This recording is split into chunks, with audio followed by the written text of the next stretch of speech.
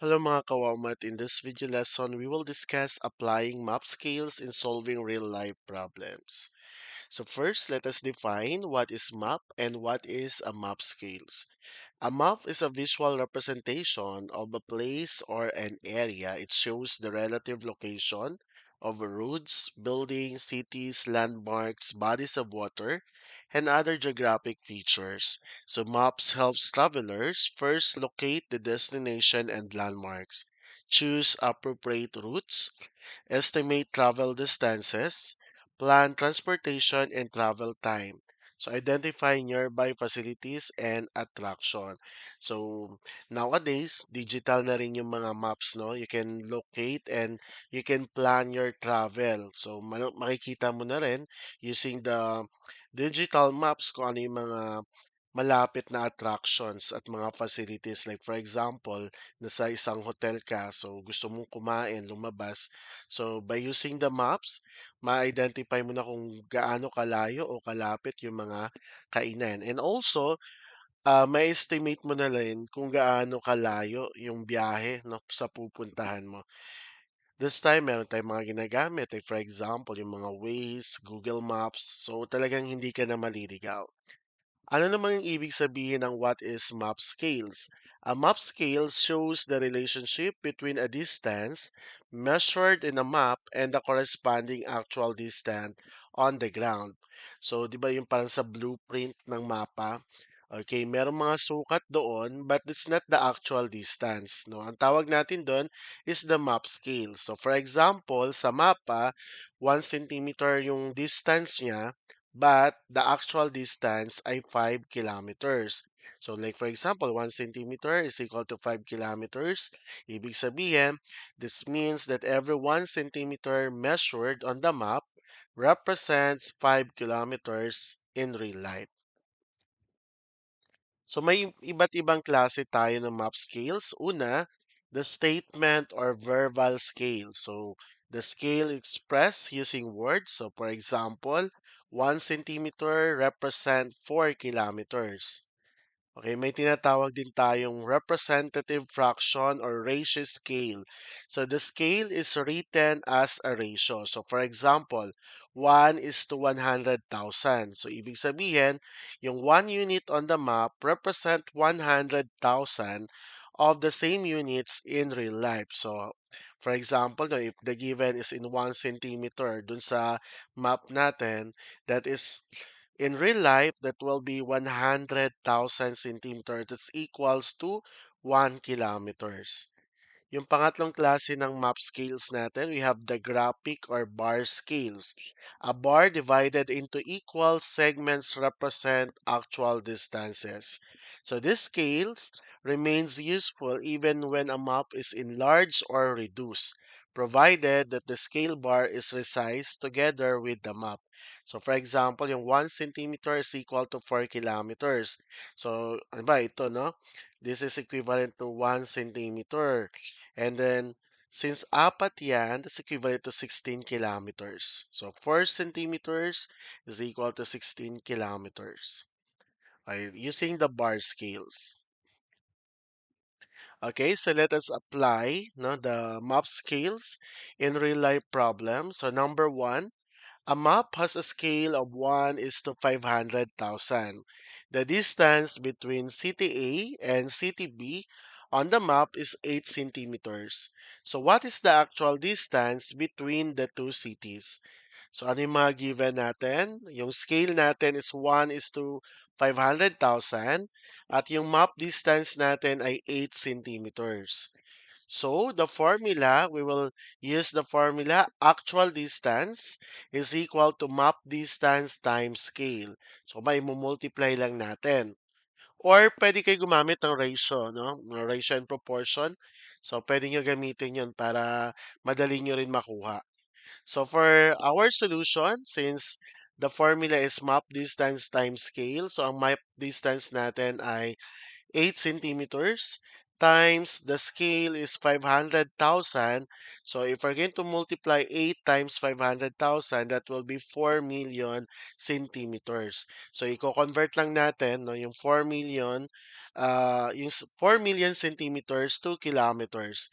So 4 million divided by 100,000, that is equal to 40 kilometers. So ibig sabihin, yung 8 centimeters na layo ng City A to City B sa mapa, sa actual distance, yan ay 40 kilometers. Problem number 2, the actual distance between two barangays is 45 kilometers. A map has a scale of 1 centimeter is equal to 5 kilometers. So how far apart should the two barangay be on the map? So, our given, we have the actual distance. So, ito naman, kabaliktaran, opposite ng problem number 1. So, kanina, binigay yung distance sa mapa, no?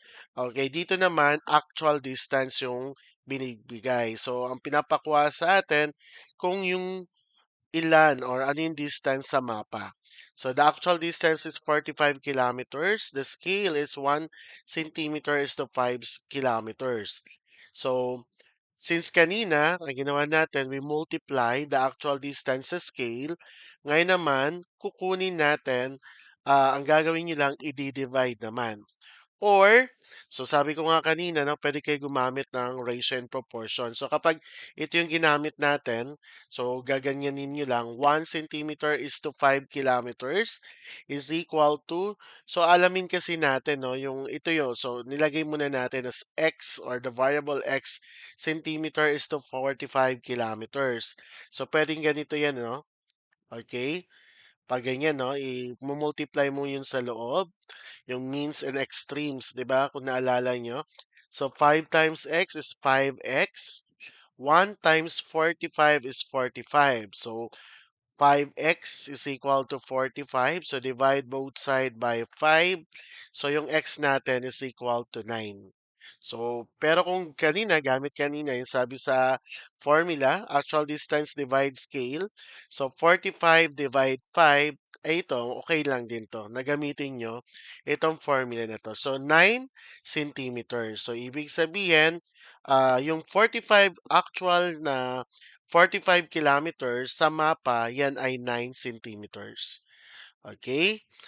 Another example, after the eruption of Mayon volcano in Albay, the Provincial Disaster Risk Reduction and Management Office is planning a relief operation.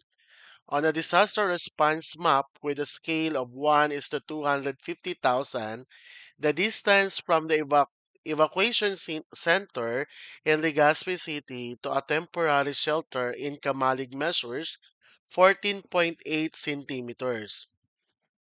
So, meron tayong dalawang tanong na kailangan sagutan. First, what is the actual distance between the two locations? So, kung sa mapa, that's 14.8 centimeters. So, tinatanong yung actual distance. Number two, approximately how long will it take the truck to reach the shelter? So, titingnan natin no, kung paano natin kunin.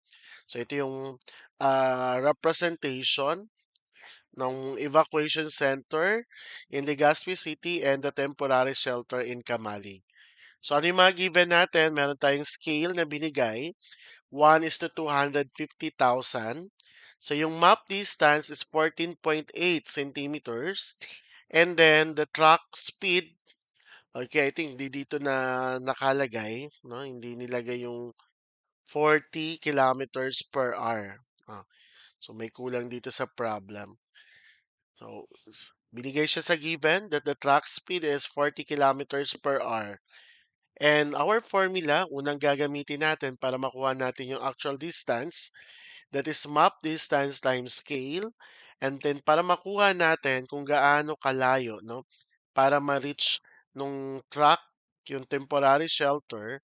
So, yung gagamitin natin distance divided by speed. So for the step 1, we will find the actual distance using the formula map distance times scale. So 14.8 times 250,000, that is 3,700,000 centimeters. So if we're going to convert into kilometers, so yung 3,700,000 divided by 100,000 is 37 kilometers. So yan yung actual distance nung dalawang city or yung dalawang location from Legazpi to Camali. And for number two, approximately how long will it take the truck to reach the shelter? So since binigay sa given natin na ang trucks, yung speed ng truck ay 40 kilometers per hour, so we will use this formula. Distance divided by speed.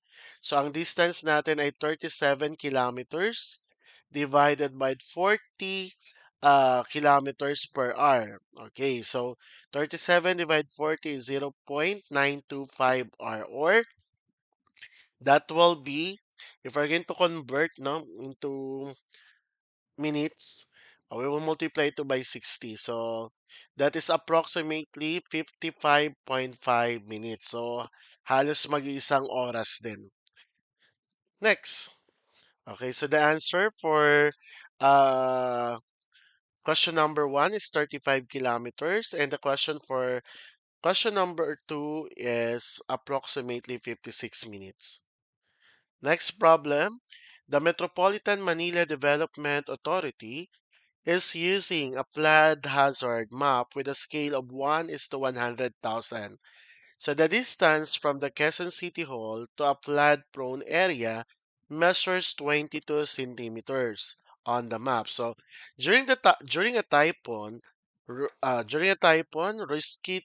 teams estimate the flood waters reduce their travel speed to 15 kilometers per hour. So meron tayong tatlong tanong na sasagutan.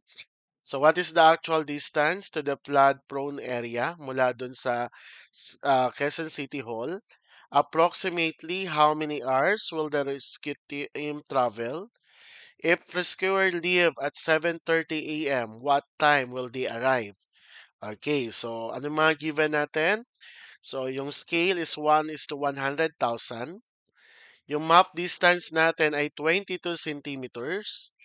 The speed is 15 kilometers per hour. And yung oras ng alis or yung departure, 7:30 a.m. So, ano yung mga formula na gagamitin natin? Siyempre, gagamitin ulit natin yung actual distance. So, map distance times scale. Yung time naman, distance divided by speed. So, sa step number one, since pinapakuha sa atin yung actual distance, so we will multiply 100,000 times 22. So in centimeters siya, no? So that is 2,200,000 centimeters. So if we're going to convert into kilometers, so divide lang natin into 100,000. So the actual distance is 22 kilometers. So ibig sabihin, from Quezon City to flood-prone area, ang layo niyan, yung actual distance, so in real life that is 22 kilometers. But the map distance, so sa mapa, sila ay 22 centimeters. Next, the travel time. So using the formula, 22, 22 kilometers divided by the speed. Okay, 15 kilometers per hour. So 22 divide 15 is 1.47 hours. So if we're going to use the 0.47, multiply natin sa 60 minutes, that is equal to 28 minutes. So ibig sabihin, the travel time mula dun sa Quezon City papunta sa flood-prone area is 1 hour and 28 minutes. So kung umalis sila doon ng 7:30, so magdadagdag lang ng isang oras at 28 minutes. So darating sila doon sa flood-prone area ng 8:58 din ng umaga. So, mula 7:30, nagdagdag lang ng isang oras at 28 minutes. So, darating sila doon ng 8:58 a.m. So, that's the arrival time. So, to summarize the answer, so the actual distance is 22 kilometers. So, the travel time is 1 hour and 28 minutes. And the arrival time is 8:58 a.m. Next, A group of geography students is studying a map of Palawan with a scale of 1 is to 1,500,000. The map distance between Princesa City and El Nido is 19 centimeters. Another destination, Taytay, is located 6 centimeters farther north from El Nido on the same map. So, questions. First, what is the actual distance from Princesa City to El Nido? Number two, what is the actual distance from El Nido to Taytay? And number three, what is the total actual distance from Puerto Princesa to Taytay? So tatlo, no? Tatlong distance yung kinukuha natin. So ano yung mga given natin? The scale is 1 is to 1,500,000.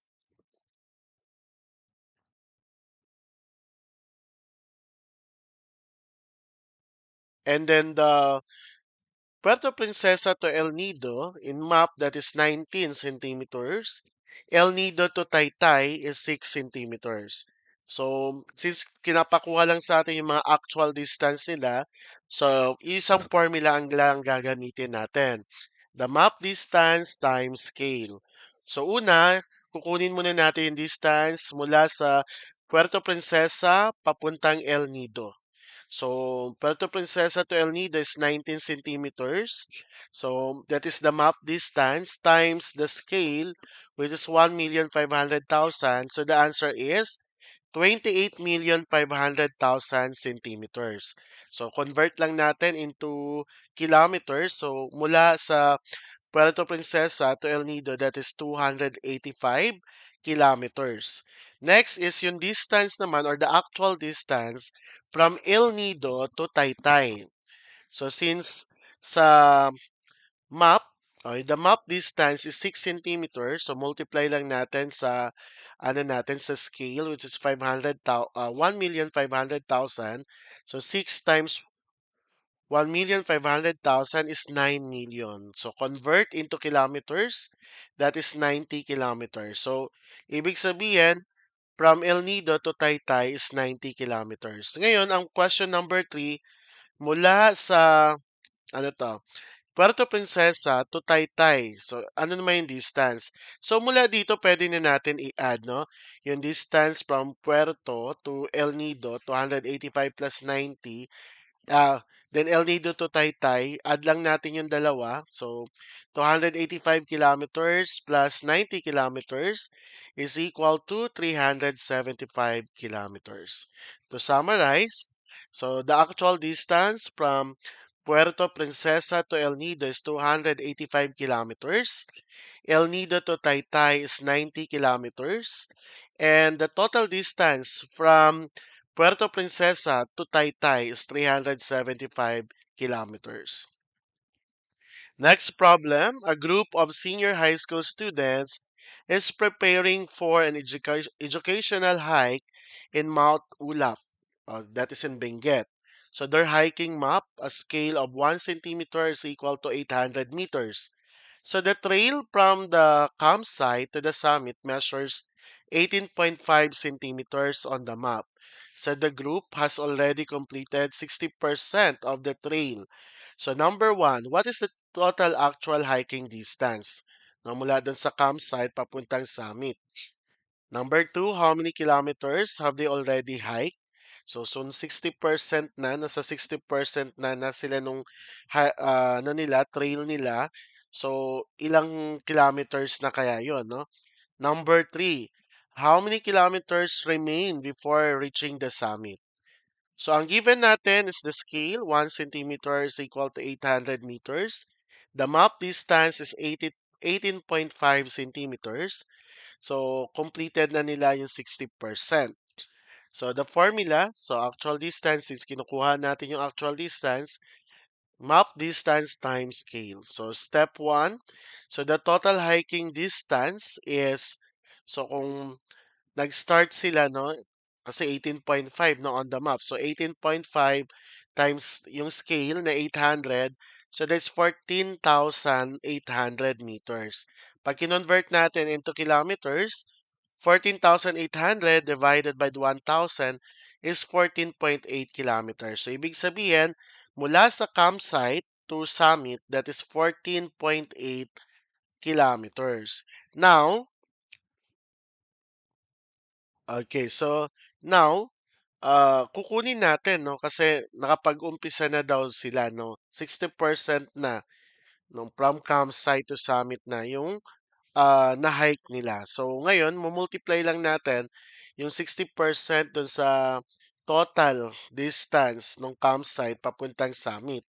So, 14.8 times 0.60, that is 8.88 kilometers. So, this will be the distance na ano na nila, na hike na nila mula campsite. Or that's the 60% no, ng na-complete na nila. Ngayon, tinatanong sa question number 3, ilang kilometers pa, no, bago sila makarating dun sa summit. Since na-identify na natin yung total, which is 14.8 kilometers. So, meron na silang 8.88. So, minus lang natin. So, ibig sabihin, ang natitira pa na kailangan nilang lakbayin papuntang summit is 5.92 kilometers. Okay? So, to sum up our answer, the total actual hiking distance is 14.8 kilometers. So, distance already hiked is 8.88 kilometers and the distance remaining is 5.92 kilometers. Okay, this is the last problem. A logistics company in Cebu City delivers parcels to different municipalities. Their delivery map has a scale of 1 centimeter is equal to 3 kilometers. So the driver plans the following route. Warehouse to town A is 5.5 centimeters. Town A to town B is 8 centimeters. And then town B back to the warehouse is 9.5 centimeters. So the delivery van consumes 1 liter of fuel for every 12 kilometers traveled. So question number 1. What is the total actual distance? So the question number 1, what is the total actual distance traveled? Number 2, approximately how many liters of fuel will be consumed? Number 3, if fuel costs 72 pesos and 50 centavos per liter, what is the estimated fuel expense for the trip? So, our given, so mahaba-haba to, no? Marami tayong given. So, yung scale natin is 1 centimeter is equal to 3 kilometers. Yung warehouse natin, uh, from warehouse to town A, the scale is 5.5 or the distance sa map. Map distance ng warehouse to town A is 5.5 centimeters. Town A to town B is 8 centimeters. Town B to warehouse is 9.5 centimeters. The fuel consumption 1 liter per 12 kilometers. So the fuel price is 72 pesos and 50 centavos per liter. Next, so what is the formula? So the actual distance, so paulit-ulit na yung formula lang naman na ginagamit. Sana nakabisado nyo na. If we are looking for the actual distance, so yung formula ng gagamitin nyo is the map distance times the scale. So since meron tayong ibang question na kailangan gawin, okay, so we will use kung paano natin kunin yung ilang fuel o ilang liters ng fuel ang nagamit. So the total distance divided by 12. And then kung magkano naman yung nagastos, fuel use times price per liter. So, the solution for step number 1 will convert each map distance, no?